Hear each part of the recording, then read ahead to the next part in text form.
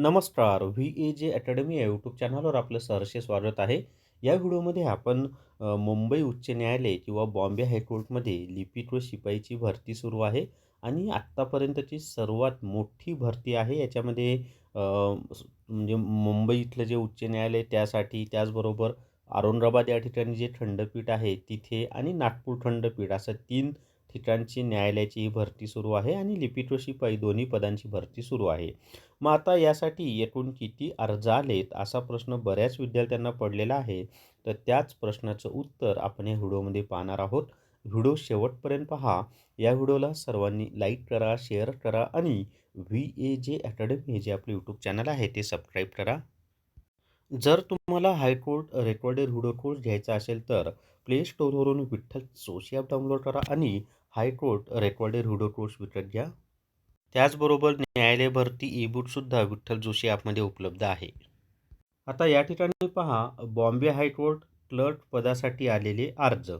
मग आता किती अर्ज आलेले आहेत तर मुंबई हे जे आहे मुख्य न्यायालय, त्या मुंबईसाठी लिपिक या पदासाठी 69,697 अर्ज आलेले आहेत.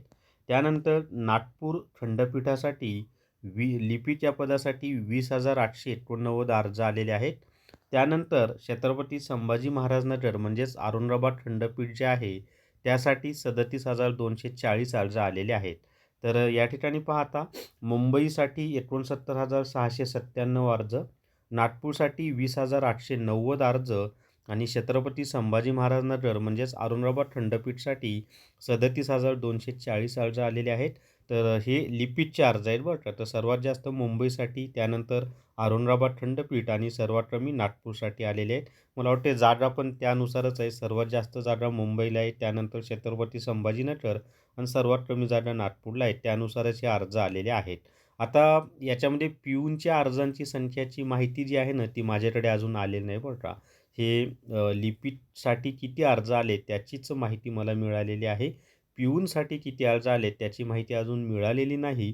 मग त्याची अधिकृत माहिती मिळाल्यानंतर त्याच्यावर व्हिडिओ बनवला जाईल. आणि अजून एक सांगतो, हे कोणीतरी माहितीच्या अधिकारातून मिळवलेली माहिती आहे. उच्च न्यायालयानं स्वतःहून अधिकृतपणे परिपत्रक काढून ही माहिती दिलेली नाही. माहितीच्या अधिकारातून मिळालेली माहिती आहे.